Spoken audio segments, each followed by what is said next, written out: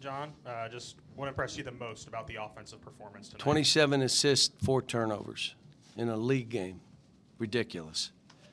The stuff we emphasized, they did. I told them, I'm disappointed in you guys, but I was more disappointed in me that I let it get to that. Now, what we did offensively, that's how we want to play. Not scoring 108, but the spacing, the passing, the movement, the cutting. And we kind of got away from that. And it ended up being one action, somebody shoot it, somebody bounce it. And we worked a couple days. And now I don't want to do what I did against Auburn, which is the 2 practices because we traveled and all that. I'm saying we're practicing tomorrow. Now, I'm going to travel after, but we're going to practice tomorrow. And then we're going to practice Friday, and we're going to go to Georgia. Georgia's the leading scoring team in the country. They press the game. They scramble the game up. They run people at the ball. They're really a good team. They're big. They rebound. It's going to be a really hard game for us. How impressed are you, or how encouraging is it, given the first time you guys really get punched in the mouth against Auburn, you come back with this type of performance? You know, it's amazing. I've had more people tell me, I love your team. Today, Julius Randle texted me and said, I really love your team. I said, did you watch the last game? He said, it doesn't matter. Different people are calling me about this group and saying you have a lot of pieces. And what you got to do is there are games where you just got to find 5 guys. Like, we're not doing this, but these 5 are. But we hit a game where we couldn't even find 5. I was looking for 5. We couldn't find 5. And I even told Lamont after, I said, what you just did here, we did at Auburn. It's the same thing. You kind of let go of the rope. We did the same. But they're a good team. I mean, I've watched them on tape. They either won the game or had a chance to win every game they played. We had been the same with top 10 opponents, and then we hit Auburn. So hopefully we learned our lesson. We don't want to feel the way we felt after that game. Yeah, we talked about the paint points after the Auburn game tonight. You guys outscored South Carolina 66-36 in the paint. Was that a big area of emphasis in practice this week, or just what do you make of that statistic? We wanted the court more spaced so we could throw some stuff over the top. So if they collapsed, we had good spacing, and that's what we worked on for 2 days. So we start the game, and I was so proud of Nick. We were at my house, which is what we do before home games, and having dinner at my house, and I grabbed him, and I said, I haven't asked you, you okay? Like, yeah, I'm fine. And he was fine. Made free throws, dunks, blocked balls, rebounded. I mean, he was really good, really good. But Malik didn't guard like him. Like, you couldn't go by Nick. You tried to drive, he stopped you. Malik still opens the gate. You drive, he opens the gate. You drive, he opens the gate. But he's getting better. But he did some great stuff, rebounding and scoring. He gives you one more guy. Now my job is to get his motor hotter. Got to get his motor hot. And, but they both did well. TB did well. Yeah, and mentioning both Nick and Malik Ewan, it's the first time both of them have scored in double figures in the same game this season. I guess just what kind of element does that add to your offense when both those guys are scoring at a high clip?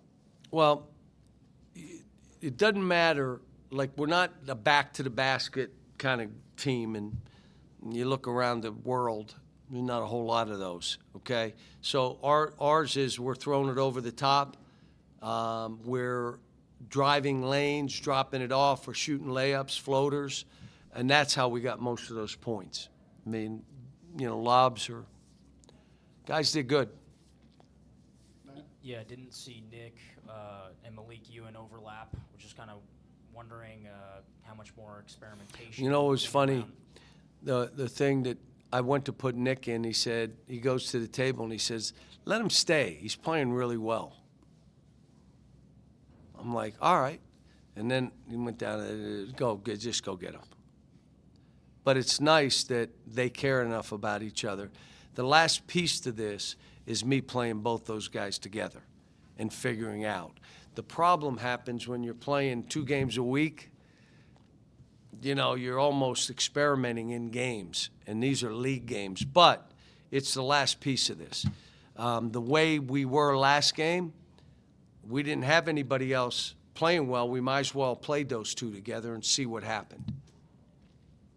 Even still wanting to do that, they were both very effective when they were alternating tonight. Why do you think that is, and what makes it tough for other teams?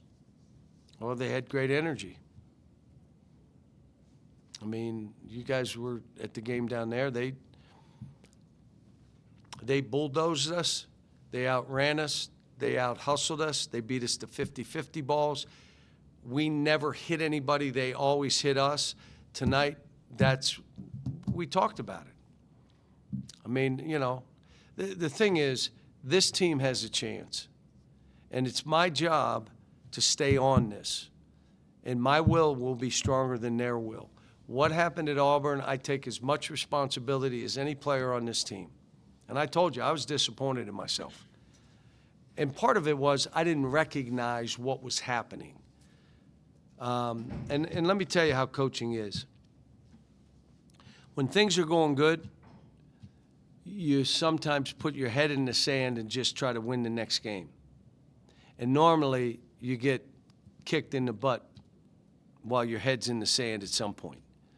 And so I kind of did that. Like, we win a couple games, we're in first place, and we're doing it. We're going to Auburn, you know, blah-da-da. And I kind of, so I got a job to do for these guys and holding them accountable. I held Darius accountable. He hit the floor. Maybe he got a foul. What I was mad about was that he didn't sprint back. He's pointing like and running back like that. No, you're not going to do that. You hit the floor, you get up for your teammates and run and get back into the play. And we may have been, you know, up 18 or whatever we were up. It doesn't matter. So, you know, doing what we're doing. And then you look, Mississippi won another game. I told them. I told the team after. You play like you did against us, you're winning games. I think they won their last 2. I don't know how I get started on that one, but I got one more question because I'm going home. Yeah, Coach, you talked about you guys only turning it over 4 times. You forced 16 turnovers, 22-2 advantage, and points off turnovers. Was that something that you keyed in on film, or something that y'all saw, or was it just a matter of guys playing a little bit harder? When the other team is playing harder than you to start the game and you have to catch up, it wears you down. So at some point you're going to let go of the rope. That's what happened to us last game. Kind of happened to them this game. The second piece of that, when you're behind the action, you're reacting slower also. And they're reacting faster because they're playing harder. They were more desperate. We were just playing basketball. They were fighting for their lives. So now that's when I think we had 14 turnovers in that game. So, but Auburn's good. Did they win tonight? No, they lost to Missouri.